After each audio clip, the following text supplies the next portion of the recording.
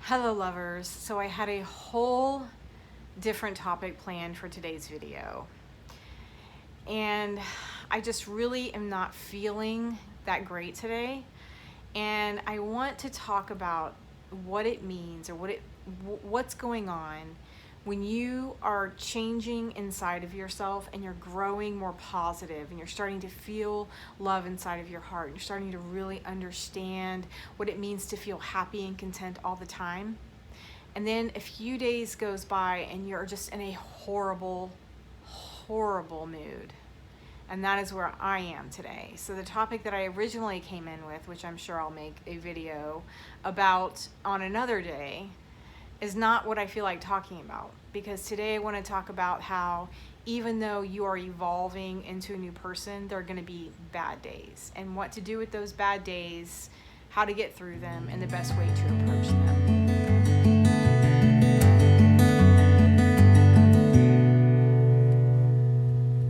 So you're on your path to enlightenment, or should I say enlightenment, right?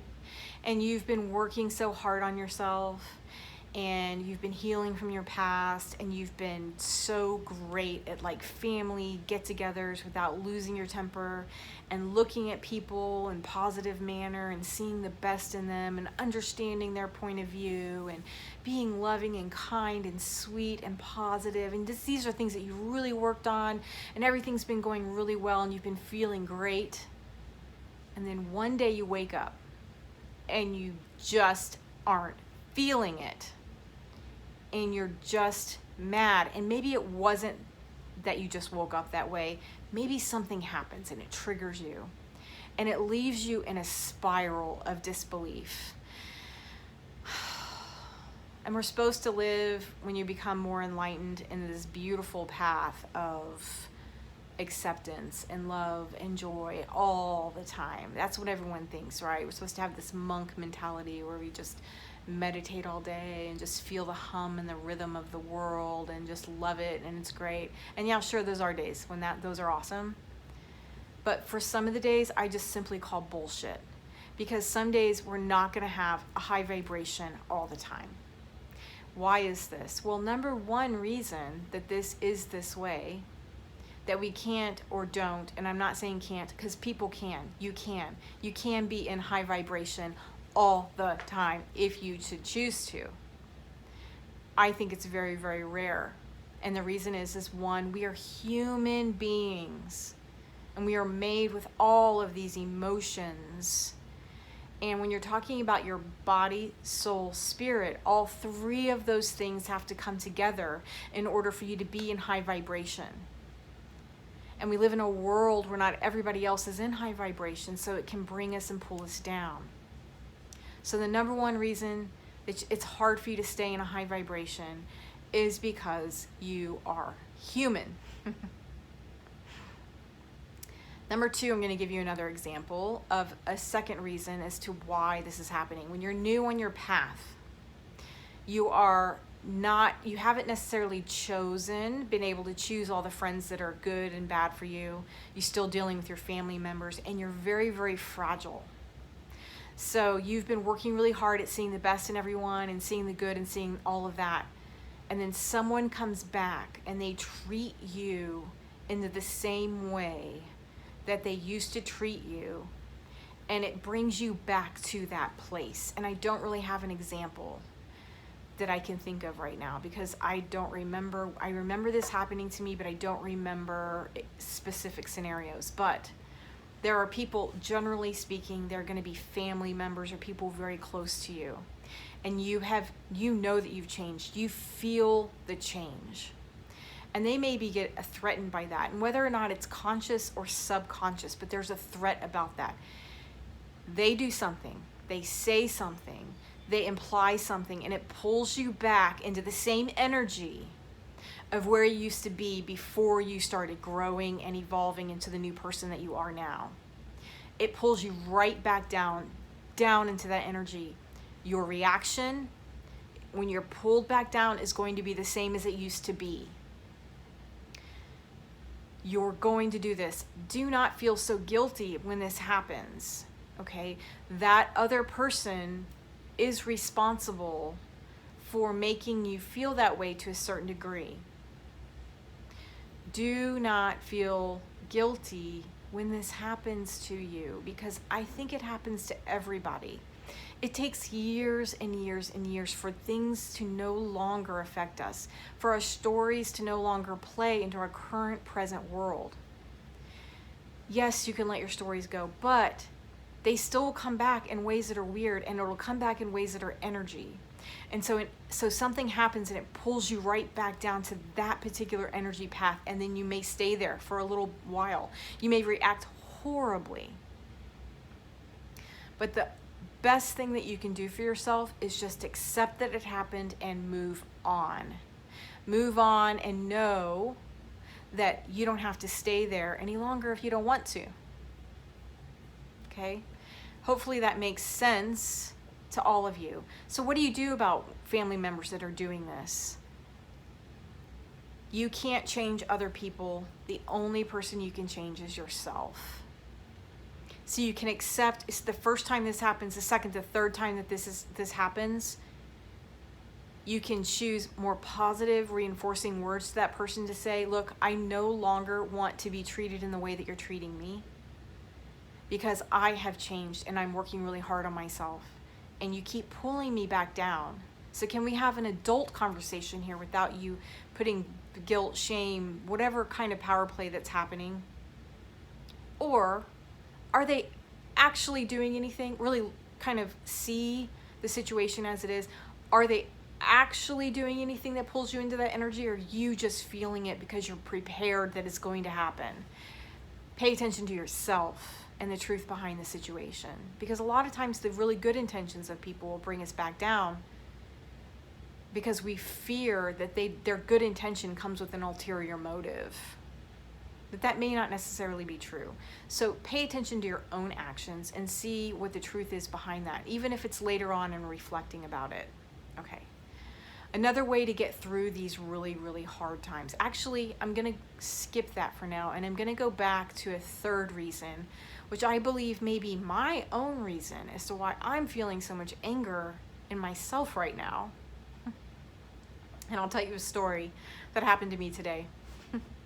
So the last few days I've been really angry. One, my dog keeps peeing and pooping all over the house, and there's nothing physically wrong with him.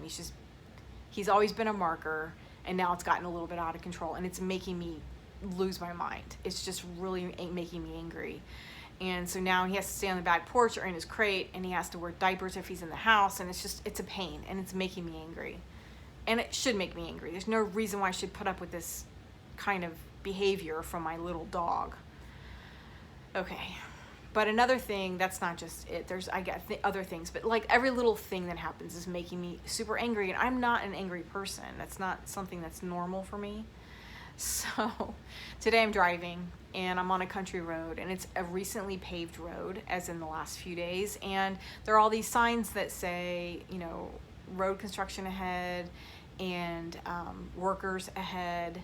And so I'm prepared to stop at any minute, and you can't see anything around because, like I said, this is a country road, and it's wooded, or it's farms, but it's very hilly, so you can't necessarily see the road. So I'm driving very slow. The speed limit's normally 40 to 45, and I'm going 25 to 30. I'm driving pretty carefully because sure that I can come around at any moment, and there's going to be a worker there.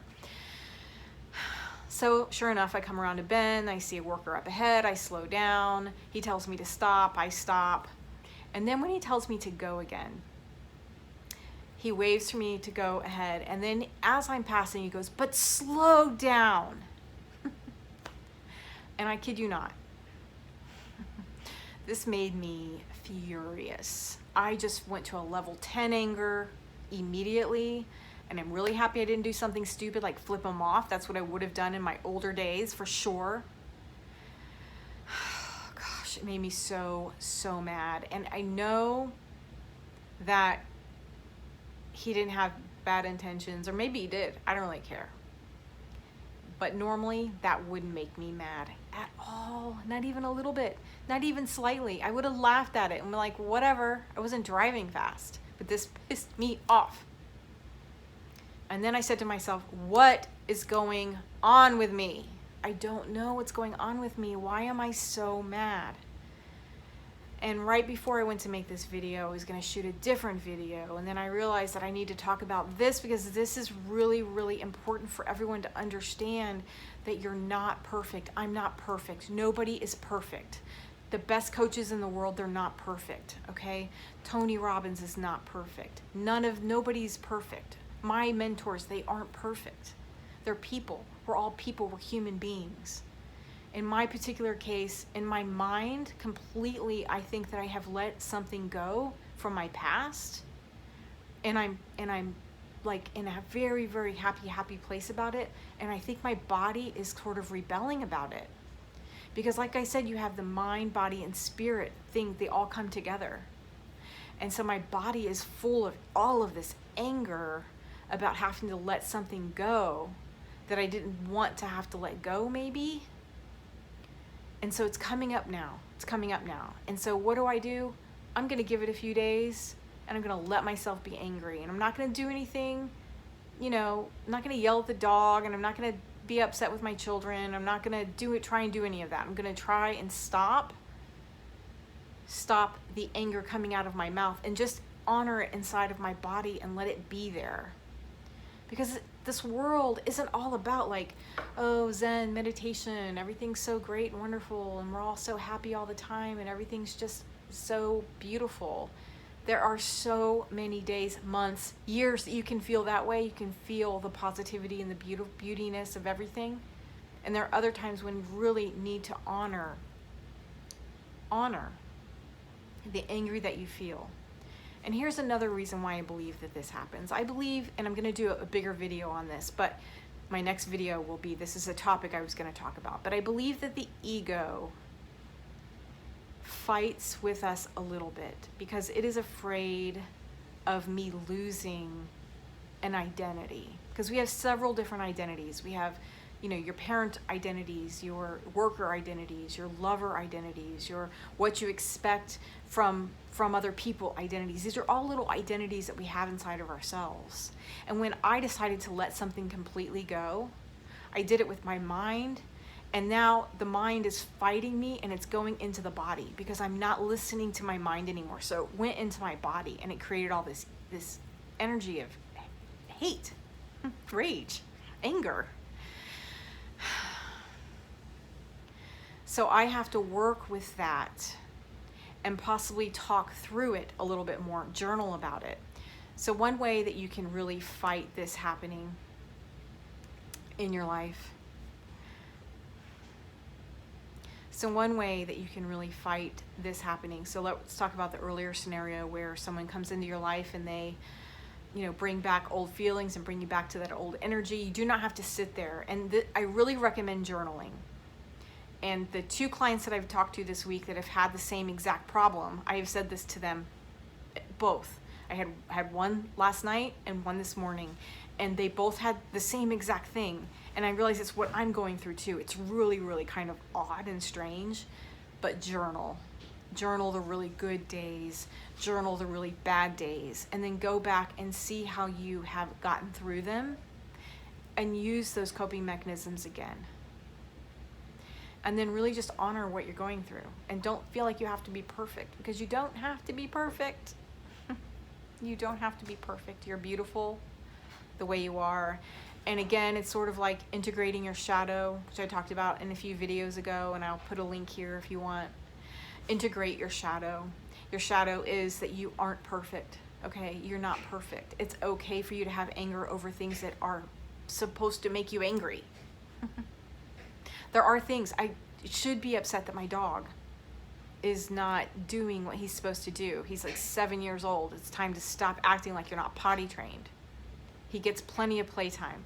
He gets plenty of people time. We're in quarantine, for crying out loud. He's constantly with somebody. He's getting lots of nurturing. So I don't know what his problem is. It's not physical, it's mental. And he may be just complaining because it's hot outside. I don't know. But I don't care. I'm allowed to be angry about that. I'm allowed to be upset with my dog. I'm allowed to be upset because someone tells me to drive slower when I'm driving way slower than anybody else would on that road. I don't like being told what to do. I never have. One of the things I can't stand about quarantine is that in the grocery stores they tell you which way to go down the aisles. And I know that's ridiculous, but I just feel very constricted in that. I follow it. I wear my mask. I do all the good things, but it still kind of just pisses me off. But I'm a freedom seeker. Freedom is my North Star intention, to feel free and present and loving and whole. Those are my goals in life every single day. And so I feel if something takes away my freedom, it does tend to make me angry, and that's me. So what are your things? How can I help and support you? You're not perfect. You don't have to be. Let's just be us. Let's just be real. Be authentically you. Be who you were made to be, and that's what I'll do too. Okay, so there is a solution that will help you that I forgot to mention to you earlier, and that is called earthing. Get outside, take your shoes off, let your feet sink into the ground, be on the grass, whatever it is, and just let all of that flow out of your feet. If you can, it's best if you can lay flat on the ground for 30 minutes or so, and that's a really, really good way to ground your body and get rid of some of the excessive energy. So it helps a lot. You see people in New York City doing this all the time. Men in $3,000 suits and women, completely dressed to the hilt, taking their shoes off and sitting in the grass and putting their feet on the grass so that they can ground, because they're letting go of the excess stress that they have so that they can go on with their day. This works. Try it. Get present. Be present. Go out in nature. Ground. Try that. It does help a lot. Even if it's not a permanent solution, it will get you through and make you feel a little bit better. I'm doing it right now. Have a great day. Thanks. Bye.